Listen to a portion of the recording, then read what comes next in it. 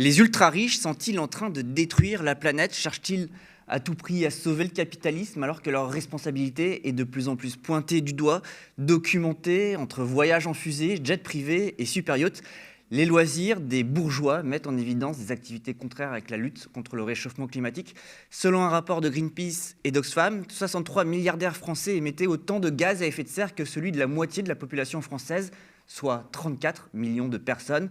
Pourtant, un auteur politiste, dans une démonstration détaillée de la manière dont les ultra-riches s'activent, nous explique comment ces ultra-riches se font passer pour les sauveurs de la planète. Fin du monde et petit four, les ultra-riches face à la crise climatique, on en parle tout de suite avec notre invité.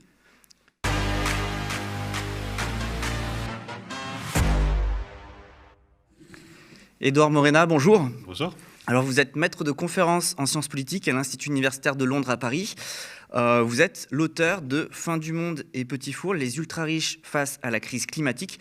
Avec ce titre, on comprend bien l'objet de votre livre. Il vise les plus riches qui se retrouvent à Davos et forment un entre-soi destructeur mais organisé avec une vision et un objectif, faire perdurer la société capitaliste en crise et toute remise en cause et empêcher toute remise en cause structurelle de ce modèle économique, notamment toute remise en cause issue du mouvement climat. Vous avez décrypté comment fonctionne ce Gotha du climat, parce que ce qu'on comprend bien avec votre livre, c'est que ce sont les mêmes qui finalement aujourd'hui, par exemple, démantèlent notre système de retraite et nous poussent vers cette retraite par capitalisation qui finance des fonds vers des projets d'extractivisme, d'énergie fossile, destructeurs. Les ultra-riches, les multinationales, ce sont les chefs d'État et qui aujourd'hui se prétendent champions de la Terre et protecteurs du climat. Ce sont aussi les mêmes, comme par exemple le cabinet McKinsey, qui conseille ces mêmes élites qui sont à l'œuvre dans les politiques actuelles ou qui sont inactifs face au dérèglement climatique, qui organisent la normalisation du capitalisme vert et montent une communication pleine de greenwashing. Oui, absolument. Non, c'est un peu. Merci déjà pour l'invitation et puis aussi pour le résumé du bouquin. Je sais pas trop quoi rajouter à part le fait qu'effectivement l'objectif du livre c'est ça, c'est récemment, on a pas mal parlé des ultra-riches, de leur mode de consommation. On s'est pas mal intéressé finalement aux super yachts, aux avions. Et d'ailleurs, quand vous faites référence au rapport de Greenpeace et Oxfam, c'est un rapport très intéressant parce que justement, ils se limitent pas seulement à analyser leurs habitudes de consommation. Ils s'intéressent en fait aussi à leurs investissements.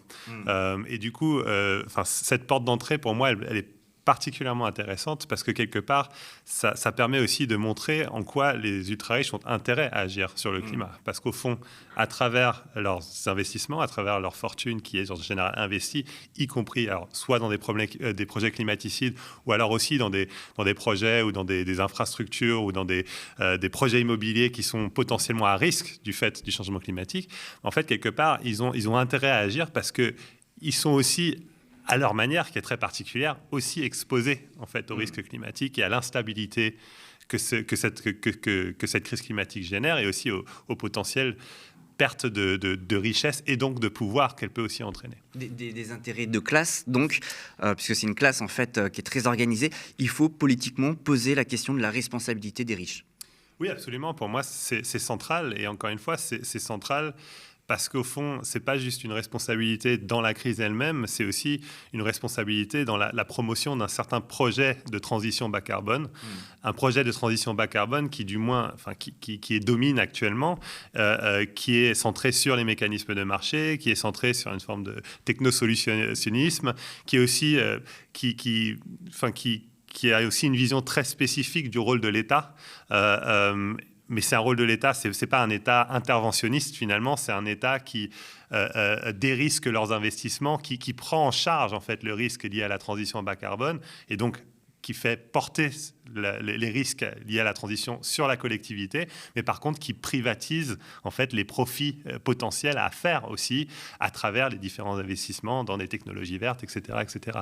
Donc pour moi, en fait, en s'intéressant aux ultra-riches, et en fait, ça permet aussi de se poser ces questions sur le type de transition qu'on est actuellement en train de promouvoir, en fait, le type de transition bas carbone, et finalement de montrer aussi que cette transition ou ce projet de transition qu'on est en train de nous imposer ou nous présenter comme le seul, en fait, possible, en fait, non, c'est un projet de transition qui sert les intérêts d'une classe sociale de privilégiés. On parlait d'intérêt, on parlait de responsabilité, on parlait du rapport d'Oxfam et de Greenpeace, mais dans les faits, est-ce que ce sont les plus riches qui détruisent la planète ? Ah oui, alors effectivement, et je pense qu'il y a énormément de travaux. Alors, encore une fois, le rapport de Greenpeace et Oxfam l'a bien montré, mais aussi les travaux de chercheurs comme Lucas Chancel, en fait, qui travaillent vraiment spécifiquement sur cette question. Et encore une fois, ce qu'ils montrent, c'est, il me semble, de mémoire, c'est que 70% en fait, des émissions en fait, des ultra-riches en fait, proviennent aussi de leurs investissements. Donc, c'est pas, encore une fois, c'est pas que leurs habitudes de consommation, c'est pas que leur mode de vie qui est problématique, c'est en fait ce qu'ils font de leur argent, là où ils le placent, qui est aussi problématique, qui aussi génère en fait des émissions de gaz à effet de serre, qui effectivement nous mènent sur une trajectoire qui n'est pas du tout soutenable. Vous dites que ce n'est pas que leur mode de vie qui est problématique, mais il y a quand même un mode de vie qui est climaticide. Non, oui, bien sûr, absolument, effectivement, mais en fait, je pense que quelque part, en se focalisant notre regard aussi sur cette question de la consommation, ça sous-entend finalement, et c'est ce qu'on voit en fait avec certains ultra-riches dans leur discours, c'est dire oui, certes, j'ai un jet privé, je vole en jet privé, mais j'ai racheté des milliards d'hectares de forêt amazonienne. Donc ça compense en quelque sorte mon mode de vie.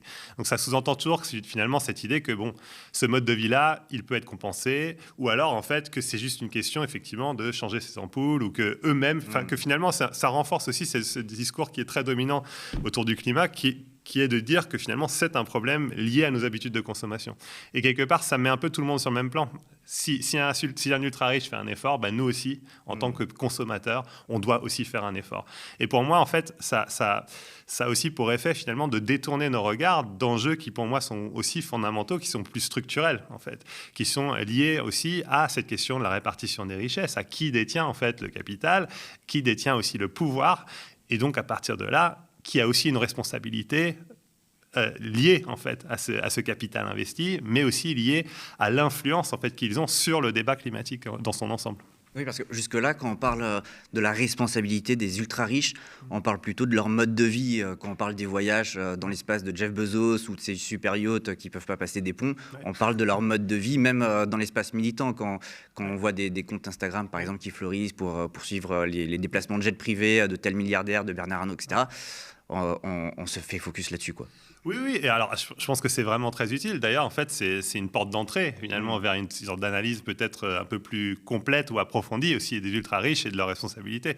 Effectivement, moi, en fait, je rajoute en fait ma sorte de pierre à cette discussion en disant effectivement c'est important de se focaliser sur ça parce qu'en plus ça envoie un message qui est très négatif. En fait, c'est enfin une sorte de pied de nez en fait à la planète et à la société et aux plus pauvres aussi qui sont pour le coup qui sentent les effets aussi de la crise climatique déjà, mais en même temps, en fait, je pense que ce qui est aussi intéressant, c'est de voir comment ces ultra-riches sont aussi des acteurs du débat et comment finalement ils s'organisent et quelque part ils cherchent à orienter finalement le débat autour du climat, finalement de promouvoir un sorte de discours qui se voudrait hégémonique, qui serait finalement qui crée une sorte de fausse linéarité entre la science du climat et l'urgence réelle, en fait, telle qu'elle est exprimée par le GIEC, par les scientifiques, et en fait, un certain nombre ou certaines solutions très précises. Et pour moi, c'est ce flou qui me dérange. C'est le fait qu'il ne s'agit pas pour eux juste de créer une sorte de prise de conscience sur l'enjeu. Il s'agit d'associer à ce travail de prise de conscience un projet politique spécifique. Et de présenter ce projet politique comme faisant partie d'un tout, comme si c'était une sorte de résultat de la science du climat, en fait. Alors que ce n'est pas du tout le cas. Le choix de transition que l'on fait, il y a plusieurs choix de transition possibles. Il y a plusieurs transitions possibles. Et je pense que c'est ça qui est important, c'est qu'on puisse aussi débattre de ces options. Et pour débattre ces options, ça implique nécessairement de s'intéresser à quelles transitions servent quels intérêts, en fait. Est-ce qu'il s'agit de servir les intérêts d'une minorité ou est-ce qu'au contraire, on veut mettre en œuvre une transition bas carbone qui suit la science du climat, mais qui serve l'intérêt du plus grand nombre. Oui, parce que ce que vous écrivez dans ce livre, notamment, c'est qu'il y aurait une jet set climatique qui se serait donnée pour mission de remplacer le capitalisme fossile par un capitalisme vert. Ouais. Et d'ailleurs, comment vous le définissez, du coup, ce capitalisme vert ? Alors le capitalisme vert, effectivement, c'est un peu un capitalisme réformé. Et ce qui est intéressant à voir, d'ailleurs, dans leurs analyses, c'est qu'il y a une sorte de... En fait, il y a une reconnaissance du fait qu'effectivement, le capitalisme fossile ne fonctionnait pas. Enfin, le capitalisme tel qu'il était ne fonctionnait pas et avait une responsabilité dans la crise. En fait, c'est ça qui est intéressant, c'est qu'ils reconnaissent cette responsabilité. Mais par contre, ce qu'ils disent, c'est que par contre, c'est un système économique qui peut être réformé et qui est en plus le plus efficace pour traiter du problème. Et c'est pour ça qu'il lui appose ce mot vert, en fait, en disant qu'effectivement, le problème, c'est juste, il suffit de réformer le capitalisme, quitte d'ailleurs à sacrifier, en fait, certains secteurs économiques. C'est pour ça que ces mêmes acteurs que j'étudie, ils ont un discours très anti-charbon. Certains d'entre eux, pas tous, certains ont au contraire une vision plus conciliante, mais certains ont un regard assez critique sur l'industrie fossile. Et du coup, eux, ce qu'ils proposent, effectivement, c'est un capitalisme réformé qui est centré sur des nouvelles technologies, des innovations. Donc, c'est aussi intéressant parce que ces acteurs, les acteurs que j'étudie, en fait, ils sont aussi en général liés à la Silicon Valley, liés en fait au secteur de la tech, et aussi un capitalisme réformé qui aussi met l'accent sur le rôle de la finance, notamment à travers les mécanismes de marché, et notamment à travers ce sorte de principe qui est vraiment essentiel et qui est de dire que finalement, en valorisant en fait le carbone qui est stocké dans la nature et dans les forêts, en lui donnant un prix, quelque part on peut le sauver. Et ça en fait c'est un peu le principe de base, c'est-à-dire que il faut donner un prix à tout, en fait. Ça, c'était l'objet, notamment, dans les enjeux des COP, de beaucoup de discussions. Absolument. Et c'est depuis 1997, avec Kyoto, en fait, que ce principe-là, finalement, il est vraiment ancré dans les COP et donc dans le système onusien autour du climat. Et ce qui est intéressant, d'ailleurs, c'est de voir qu'en 1997, c'était le vice-président Al Gore, qui est aussi un des acteurs très importants que j'étudie, qui était aussi un des gros promoteur finalement de cette idée de marché carbone, du fait qu'il fallait à tout prix mettre un prix sur le carbone qui était dans la nature. Donc ça crée des nouveaux marchés, ça crée des nouvelles opportunités, ça crée aussi du coup effectivement des opportunités de faire de l'argent. En fait. Donc ça ouvre des nouveaux possibles. En fait. Il y a une économie du climat qui émerge. Absolument, il y a une économie du climat qui émerge, notamment dans le secteur de la finance, c'est la finance verte en fait, c'est un nouveau, c'est une sorte de nouvel Eldorado. Mais en fait, ce qui est intéressant de voir, c'est ça effectivement qu'il y a tout un secteur qui s'est formé en fait autour de la question du climat. Ce secteur, il comporte des experts, il comporte des évaluateurs, donc des personnes sur le terrain qui sont là pour mesurer le carbone qui est stocké dans les forêts tropicales. En fait, c'est un secteur à part entière, c'est un secteur dans lequel on peut faire carrière. Et du coup, c'est pour ça que je pense que c'est cette sorte d'économie circulaire en fait de l'action climatique qui est aussi intéressante à analyser parce qu'au fond, ils ont presque intérêt, et c'est ce que j'essaie de montrer aussi quand je m'intéresse un peu aux forêts, en fait. Ils ont intérêt à ce que finalement, ça soit une sorte d'usine à gaz, parce qu'en fait, c'est aussi une usine à gaz qui crée de l'emploi aussi à sa manière. Vous écrivez même qu'il y a un business de l'optimisme. Absolument. Alors après, effectivement, d'autres acteurs qui font un peu partie de cette jet set climatique, c'est aussi tous ceux qui travaillent sur les questions sur la communication, en fait. Et donc, les communicants sont aussi des acteurs très, très importants. Et effectivement, en fait, c'est toute cette idée de construire un narratif autour de l'action climatique qui soit aligné un peu avec ce projet un peu hégémonique qui est celui du capitalisme vert. Et du coup, effectivement, il y a tout un tas de professionnels de la communication qui sont là aussi pour porter ce discours. Mais ce n'est pas un discours qui est uniquement optimiste. C'est en fait, ce qui est intéressant, c'est de voir comment il y a une forme de combinaison entre peur et optimisme, en fait. Et tout l'enjeu, et c'était un point qui avait été soulevé par un de ses communicants, c'était cette idée qu'il fallait un tiers de peur et 2 tiers d'espoir, quoi. Et donc, c'est de trouver ce sorte de bon équilibre entre entretenir une forme de peur et du coup jouer aussi sur effectivement la crise qui est encore une fois bien réelle, jouer aussi sur l'urgence de la situation, mais en même temps toujours combiner ce discours de peur par aussi un discours d'espoir qui lui pour le coup est centré sur ces solutions très spécifiques qu'il cherche à promouvoir. Et encore une fois, Al Gore pour moi est un bon exemple de ça. Justement, Al Gore, on va en parler. Oui, j'ai beaucoup insisté. Parce que non, mais c'est intéressant parce que justement on avait noté ça. Vous parlez de communication. Il y a un exemple qui illustre beaucoup.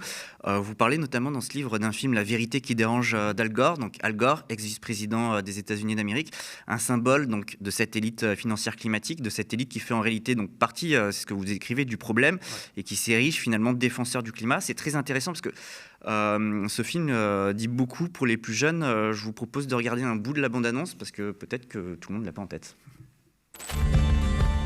scientific consensus is that we are causing global warming. I am Al Gore. I used to be the next president of the United States of America. This is Patagonia, 75 years ago, and the same glacier today. This is Mount Kilimanjaro, 30 years ago, and last year. Within the decade, there will be no more snows of Kilimanjaro. This is really not a political issue so much as a moral issue. Temperature increases are taking place all over the world, and that's causing stronger storms. Alors, je me souviens quand ce film il est sorti en 2006 au cinéma, il avait fait énormément de bruit à l'époque. Il a quand même marqué même son époque. Beaucoup l'ont considéré un petit peu comme précurseur. En réalité, vous dites que ce film fait partie d'un récit construit par les élites.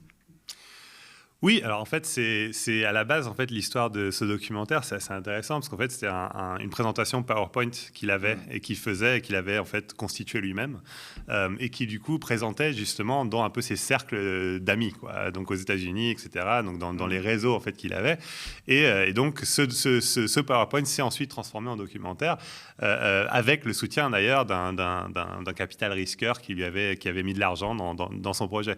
Et effectivement, c'est un documentaire intéressant parce que l'extrait que vous montrez, en fait, il est intéressant parce finalement, il insiste beaucoup sur cette question de l'urgence, avec des images chocs, avec aussi cette idée qu'il nous reste 10 ans pour agir. À un moment donné, il fait référence à cette idée que dans 10 ans, il n'y aurait plus de neige sur le Kilimandjaro. On était en 2006. Et ce mécanisme aussi de la limite ou de la date limite, finalement, c'est ce que l'on retrouve encore aujourd'hui, en fait, autour du climat. On parle toujours de 2030, 2050, etc. Notamment dans les rapports du GIEC. Voilà, donc effectivement, et encore une fois, tout ça s'appuie sur la science, tout ça, il se réfère aussi beaucoup à la science du climat pour insister sur cette urgence. Mais ce qui est aussi intéressant dans le documentaire, c'est que finalement, à la fin du documentaire, la deuxième partie du documentaire, en gros, c'est la question des solutions. Et du coup, finalement, en fait, il y a tout ce travail, finalement, où on insiste sur l'urgence de la situation. Et hop, ensuite, on transitionne vers « oui, mais il existe des solutions ». Et c'est là, en fait, où il y a une sorte de déroulé de solutions. Et encore une fois, ce sont toujours des solutions très spécifiques. Ce sont des solutions très spécifiques, centrées sur les entreprises, centrées sur les investisseurs, centrées sur les mécanismes de marché, centrées sur les nouvelles technologies. Parce que l'entrepreneur, justement, devient une figure centrale de la lutte contre le changement climatique, de la politique climatique. Et du coup, ça renforce aussi cette idée, de cette sorte de mythe de l'entrepreneur, en fait, qui a été aussi très bien décrit dans un livre récent chez mon éditeur aussi, à la découverte sur le mythe de l'entrepreneur, où effectivement, c'est cette idée, en fait, que l'entrepreneur, en fait, va sauver le monde, que c'est des sortes de surhommes qui vont sauver le monde. Et du coup, des Jeff Bezos, des Bill Gates, des Al Gore aussi, parce que lui-même est entrepreneur du climat. Il a un fonds d'investissement sur le climat, etc.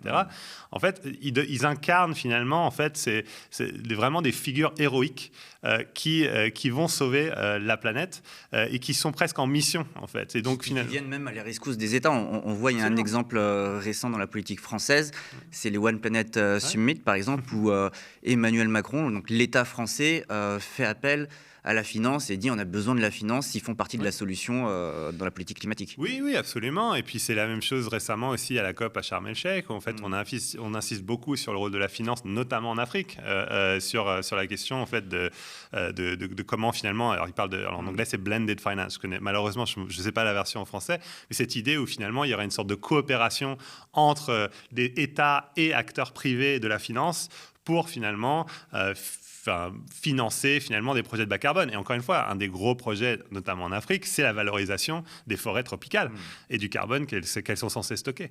Donc, il y a toujours cette sorte de mise sur un piédestal en fait, de ces acteurs privés qu'on présente vraiment comme des héros. En plus, en général, ce sont des philanthropes, et ça, c'est aussi un aspect important. Et du coup, voilà, le One Planet Summit, comme vous dites, en 2017, ce qui était pour moi très, très marquant, c'est qu'en fait, on mettait sur le même plan en fait des chefs d'État et des milliardaires, des milliardaires entrepreneurs philanthropes, comme si finalement ils avaient la même importance, en fait, la même légitimité, alors que personne ne les a élus. En fait, leur légitimité, en plus, elle est plus que discutable. Donc pour moi, c'est vraiment intéressant, effectivement, comment aussi certains gouvernements, et effectivement, l'Emmanuel Macron, en fait, pour moi, est un exemple de ça, cherche à entretenir finalement ce mythe de l'entrepreneur sauveur du climat. Et ce qui est aussi, pour moi, très intéressant, c'est aussi le fait qu'à travers ça, finalement, on entretient aussi, en général, finalement, un modèle économique qui place l'entrepreneur comme étant une sorte de figure clé, comme étant quelque chose vers quoi on doit aspirer, même. Comme si c'était une chose il fallait absolument être, quoi. C'est là où on voit aussi leur poids dans les négociations internationales. Il y a notamment cette date clé avec la COP15 à Copenhague, où on voit comment, justement, ils se sont organisés en amont, même si ça a été un échec derrière, pour peser. Oui, effectivement. Alors, en amont de la COP15, il y a eu tout un travail de fait, notamment avec le soutien, avec l'aide de McKinsey. Ils ont fait appel à McKinsey, qu'ils ont donné, je crois que c'est 40 ou 50 millions de dollars pour faire tout un travail, en fait, de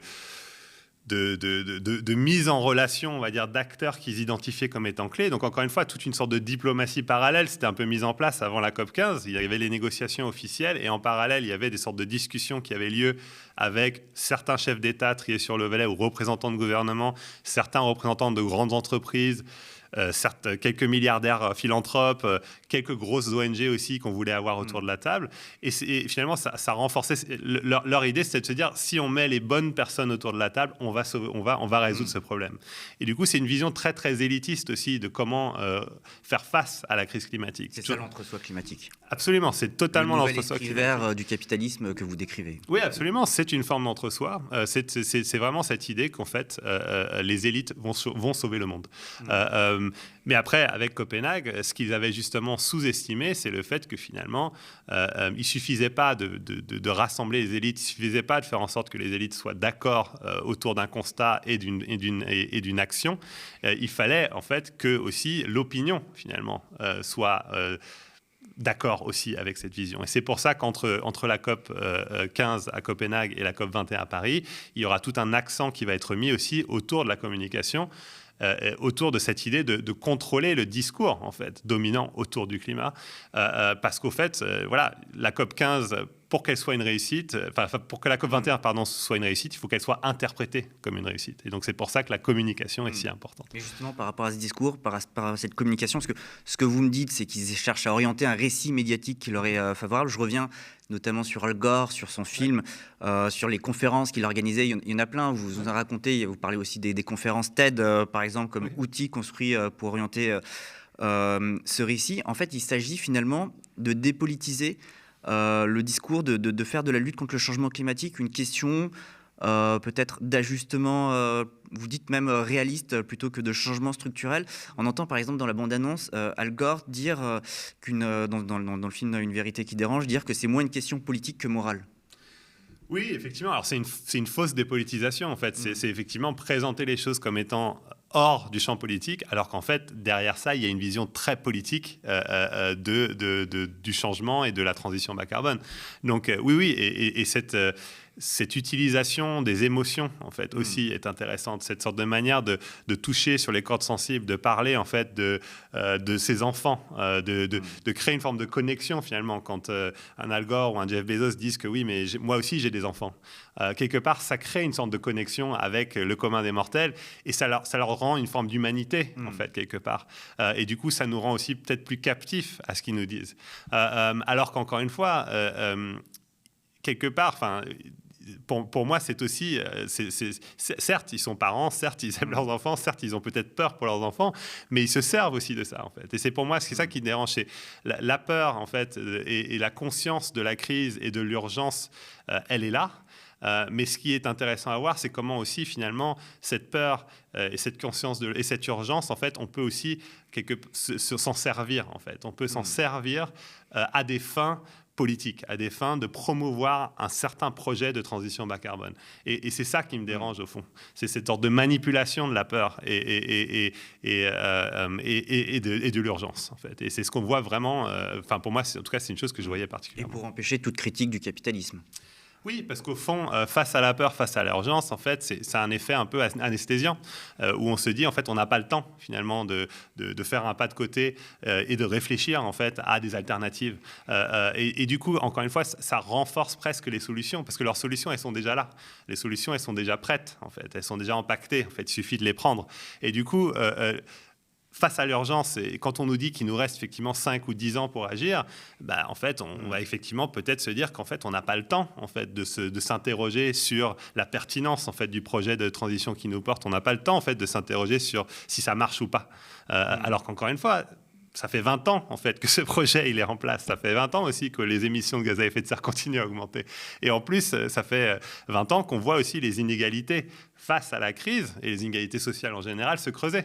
Donc c'est pour ça en fait que là aussi c'est ce que j'essaye de montrer dans le livre. En fait, c'est cette sorte de manière de se servir de la science et de l'urgence climatique.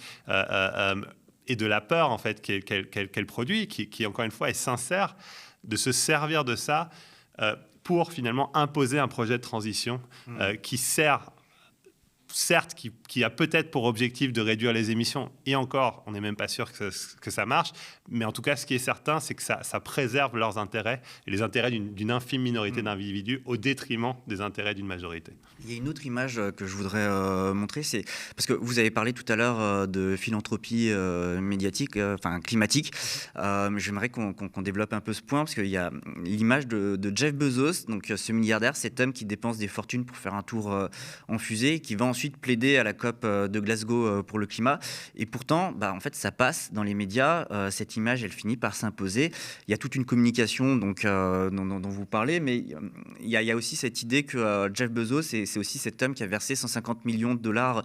Vous en parlez très bien dans le livre à l'égard, à des mouvements américains pour le climat en 2021. Finalement, cette philanthropie climatique, elle lui permet d'utiliser cet outil, quoi. Ça devient l'outil ultime de légitimation des milliardaires. Absolument, oui, effectivement, cette image de Jeff Bezos à la COP26, elle est pour moi assez marquante, surtout qu'en plus, il se sert en fait de son expérience, de son vol spatial, comme finalement un vol nécessaire pour qu'il prenne conscience de l'enjeu, en fait, qu'il prenne conscience de la fragilité de la Terre. Mais en plus, ce qui pour moi est vraiment fascinant aussi dans ce discours et aussi dans cette utilisation de l'image de l'homme qui est dans l'espace en train de regarder la Terre, c'est que ça renforce encore cette idée qu'on est tous sur la même planète, que finalement, en fait, on n'est rien dans l'univers, que finalement, on est tous que quelque part, on est fragile et que même les milliardaires, en fait, sont fragiles. On serait tous égaux devant la situation. Voilà, ça renforce cette sorte de faux sentiment, en fait, où on est tous dans la même galère. Alors qu'en fait, dans la réalité, c'est pas le cas. Enfin, dans la réalité, les gens souffrent déjà des effets du changement climatique dans les pays du Sud, et Jeff Bezos, lui, encore est plutôt à l'abri en fait de ces problèmes et le sera pendant encore certainement très longtemps.